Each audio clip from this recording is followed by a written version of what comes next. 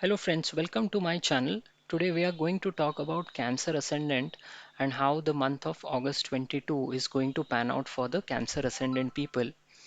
First of all, let us look at Sun that is going to pass through your first house in the month of August.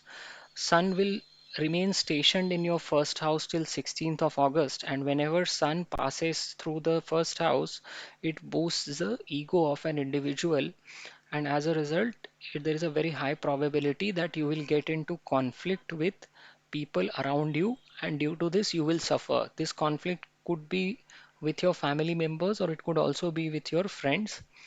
Post the 16th of August, this sun is going to move into the second house of self earned wealth, family, and your speech, and it is going to be in its own sign of Leo. And you will see a drastic improvement in the domestic environment after this sun makes its transit into the second house. So the later half of August, from 17th of August till the end of the month, will be very good from the family or a domestic environment point of view. Let us now look at Jupiter. Jupiter is aspecting the ascendant through its fifth aspect and the fifth house through its ninth aspect. This Jupiter is going to become retrograde in the month of August. So probability of getting all those things that are signified by fifth house becomes even higher in the month of August because the retrograde planets have the ability to give results with a higher intensity compared to the direct planets. So this ninth aspect of Jupiter is also going to bless you if you are in the stock market business, or you are looking for certain kind of a romance, or from the perspective of your kids.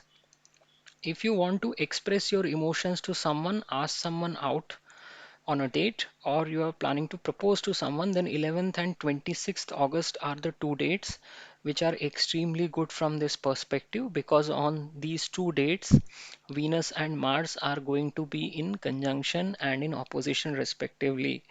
Jupiter in the ninth house is also the owner of the sixth house, and sixth house lord in the ninth house would mean that all those people who are in service or jobs will see good time on the job front, especially in the middle of the month. And the specific dates would be 17th to 18th of August. These 2 days, people who are pursuing jobs will see a very good time on the work front. Let us also look at Mercury. Mercury is posited in the second house of speech, self earned wealth, and family. And for Cancer ascendant people, it owns the 12th house of foreigners, losses, charity, as well as third house of making efforts. So if you are in the business with foreigners or work in a company that is an multinational company, then you will see a higher cash flow in the month of August via these sources. Now let us also look at Saturn. Saturn is posited in the seventh house, and the transit of Saturn, or I would rather say retrograde movement of Saturn from 11th to 10th house, has been completed. It started somewhere in June, and now Saturn is fully posited in the seventh house in its own sign.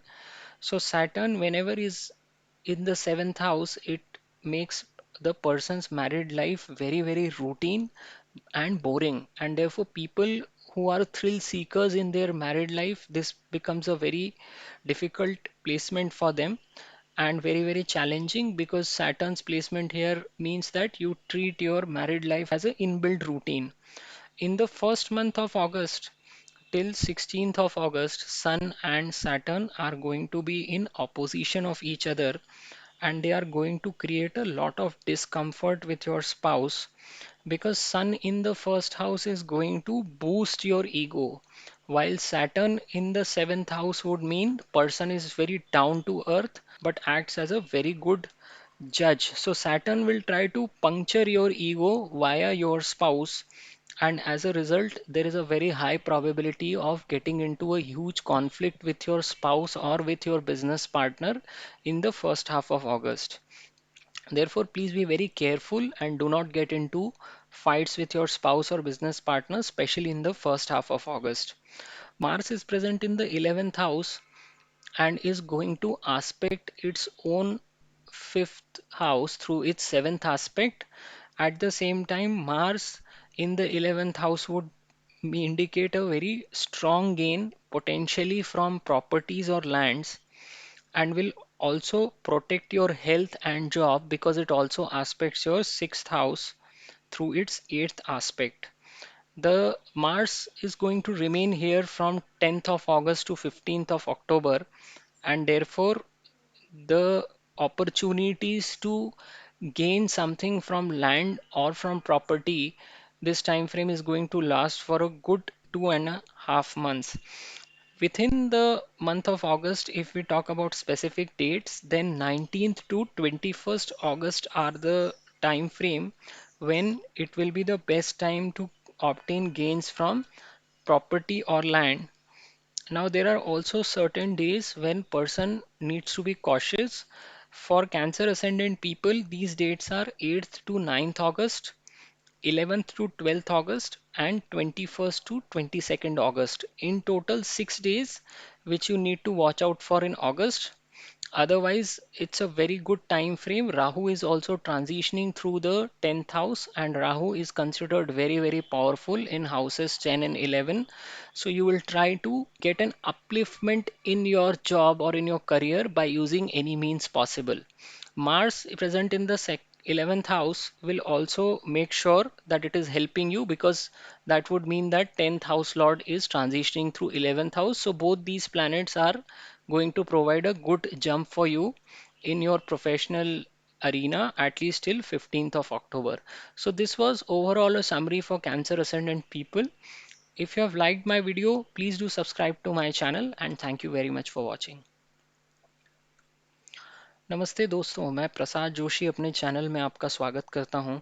आज हम जानने की कोशिश कर रहे हैं कि कर्क लग्न वालों के लिए अगस्त 2022 का महीना कैसे साबित होगा। सबसे पहले हम सूर्य की बात करते हैं, क्योंकि सूर्य आपके लग्न स्थान से गुजर रहे हैं। देखिए, जब भी सूर्य लग्न स्थान से गुजरता है तो वो व्यक्ति के अहम को जगाता है, व्यक्ति का ईगो बूस्ट करता है, जिसको हम घमंड आना कहते हैं, उस तरह की स्थिति बनती है।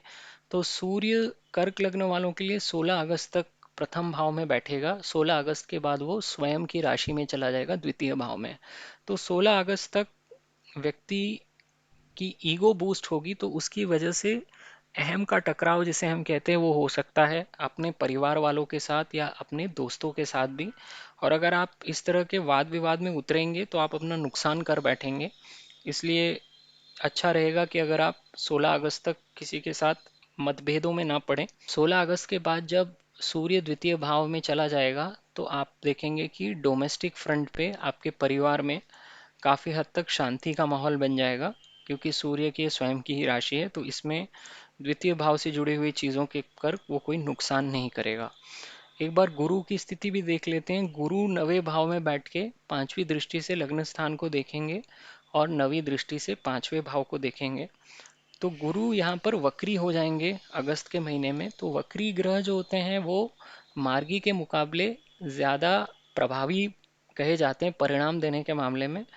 तो चूंकि गुरु की दृष्टि हमेशा प्रोटेक्ट करने वाली यानी बचाने वाली होती है, तो जब गुरु की दृष्टि लग्न स्थान पे पड़ेगी तो व्यक्ति का भी वो बचाव करेंगे, संरक्षण करेंगे। और नवम स्थान माफ कीजिए, नवम दृष्टि उसकी पंचम भाव पे पड़ेगी। तो पंचम भाव से जो भी आप चीज़ें देखते हैं, यानी विद्या, सट्टेबाजी, आपके स्वयं के संतति को भी देखा जाता है, इन सब चीज़ों के कारकों में वृद्धि होगी अगस्त के महीने में। अगर आप स्टूडेंट हैं तो अगस्त के महीने में भी बहुत अच्छा समय गुजरेगा आपका, पढ़ाई में आपको सफलता मिलेगी। अगर आप किसी को बाहर डेट पे लेके जाना चाहते हैं या किसी से प्यार का इजहार करना चाहते हैं तो 11 और 26 अगस्त दो बहुत अच्छे दिन हैं ये करने के लिए अगस्त के महीने में। ओवरऑल आपका अगस्त का महीना पंचम भाव से जुड़ी हुई चीज़ों के लिए कुल मिला के अच्छा ही कहलाएगा। गुरु यहाँ पर छठवें भाव का भी स्वामी बनता है। छठवें भाव से हम व्यक्ति की सर्विस या नौकरी भी देखते हैं। तो छठवें भाव के स्वामी का नवें भाव में भ्रमण हमेशा अच्छा ही कहलाता है। यहाँ पर मंगल की भी दृष्टि पड़ेगी, आठवीं दृष्टि पड़ेगी छठवें भाव पे, और इसकी वजह से व्यक्ति को जॉब में काफ़ी अच्छा कहलाया जाएगा अगस्त का महीना। खास करके 17 और 18 अगस्त दो ऐसे दिन हैं जब आप कार्यस्थल पे अपनी चमक बढ़ा सकते हैं। अभी बुध की भी बात करते हैं। बुध यहाँ पर द्वितीय भाव में बैठे हुए हैं।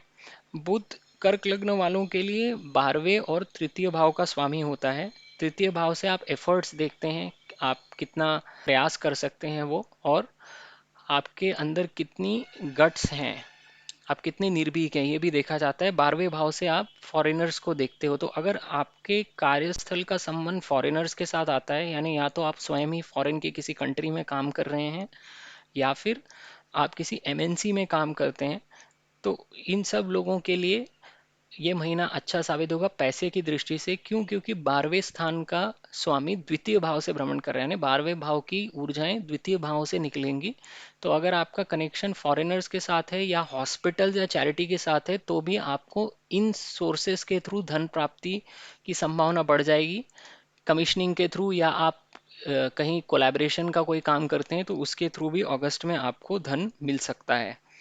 अभी शनि पर भी एक दृष्टि डाल लेते हैं। शनि सप्तम भाव में अब पूर्णतः विराजमान हो गए हैं। जून से लेके अभी तक ये वक्री होकर कुंभ राशि से मकर राशि की तरफ बढ़ रहे थे।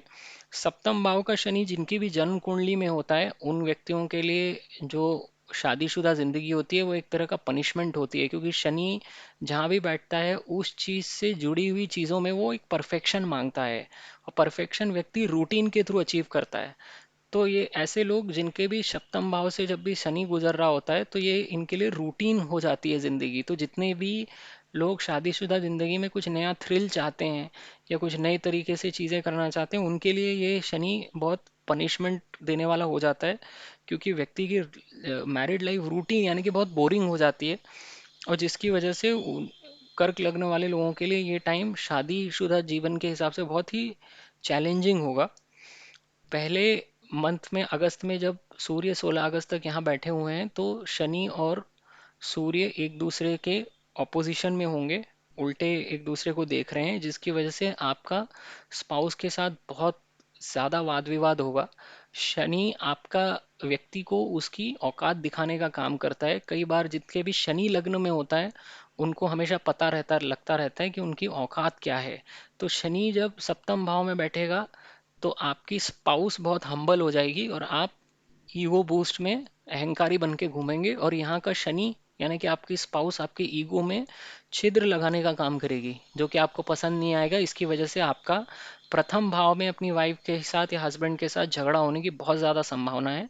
इसलिए बहुत अच्छा रहेगा अगर आप अपनी वाणी पर नियंत्रण रखें और वाद विवाद को टालें अगस्त के पहले महीने में। मंगल की को भी एक निगाह हम देखते हैं। मंगल यहाँ पर 11वें भाव से गुजर रहा है। मंगल का 11वें भाव से भ्रमण आपको ये किसी भी तरह के गेन्स दिखाता है। मंगल यहाँ पे 10 अगस्त से एंट्री करेगा और 15 अक्टूबर तक यहीं पे वो विराजमान रहेंगे। तो आपको मंगल से दिखाई हुई जाने वाली जितनी भी चीज़ें होती हैं, जैसे ज़मीन जायदाद है, प्रॉपर्टीज़ हैं, लैंड्स हैं, या केमिकल्स हैं या पेट्रोकेमिकल्स हैं, इन सब से लाभ होता हुआ दिखेगा। अगर आपके केमिकल्स वगैरह में इन्वेस्टमेंट्स हैं या आप उन तरह के कुछ शेयर बाजार में खरीद फरोख्त करते हैं, तो उससे भी आपको फायदा हो सकता है। लेकिन ज़मीन जायदाद का तो मंगल मुख्य कारक ही माना जाता है। तो इन चीज़ों के थ्रू 10 अगस्त से 15 अक्टूबर के बीच में कोई बड़ा लाभ होने की संभावना दिखती है कर्क लग्न वालों के लिए। यहाँ पर मंगल अपनी अष्टम दृष्टि से छठे भाव को भी देख रहा है, जो कि जैसा मैंने पहले बताया सर्विस का कारक है, लेकिन आप इससे अपने शत्रु और अपनी सेहत भी देखते हैं। तो सेहत अच्छी रखने में भी ये मंगल बहुत मदद करेगा। 15 अक्टूबर तक अगस्त का महीना सेहत के लिहाज से भी बहुत अच्छा कहा जा सकता है। मंगल की 8वीं दृष्टि प्रोटेक्ट करने का काम करती है, तो ये आपको आपके शत्रुओं से भी बचाएगी अगस्त के महीने में। तो कुल मिला के बहुत अच्छा समय रहेगा मंगल की वजह से। अगर आप देखेंगे तो राहु अब दशम भाव से गुजर रहा है, जो कि बहुत अच्छी स्थिति कहलाती है राहु के लिए। राहु 11वें और 10वें दोनों भाव में बहुत अच्छा परिणाम देता है। राहु जब भी 10वें भाव से गुजरेगा तो आप अपने कार्यस्थल पे कुछ भी करके ऊपर उठने का प्रयत्न करेंगे। यहाँ पर स्थिति ऐसी बन रही है कि दशम का स्वामी भी 11वें भाव में बैठा हुआ है, तो दशम का स्वामी 11वें भाव में बैठना और राहु का दशम भाव में बैठना, ये दोनों ही चीज़ें आपके करियर के हिसाब से बहुत अच्छी कही जाएंगी। तो आपको करियर में अपलिफ्टमेंट मिलने की संभावना भी बढ़ती है, और साथ ही में आपको ये मंगल आपके शत्रुओं से भी प्रोटेक्ट करेगा अगस्त के महीने में, तो वर्क फ्रंट पे भी अच्छा समय है ये। अब कुछ दिनों में आपको सावधान रहना पड़ता है। ये वो दिन है जब चंद्र 6, 8, 12 से निकलता है। इन दिनों में हमने कोई भी महत्वपूर्ण निर्णय लेना अवॉइड करना चाहिए।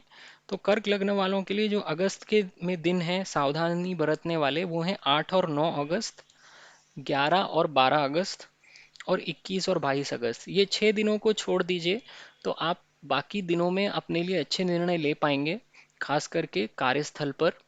और कुल मिला के अगर आप अपनी ईगो को चेक में रख सकते हैं तो ये महीना आपके लिए बहुत अच्छा निकलेगा। तो अगर आपको मेरा वीडियो पसंद आया है तो मेरे चैनल को ज़रूर सब्सक्राइब कीजिए। ये वीडियो देखने के लिए आपका बहुत बहुत धन्यवाद।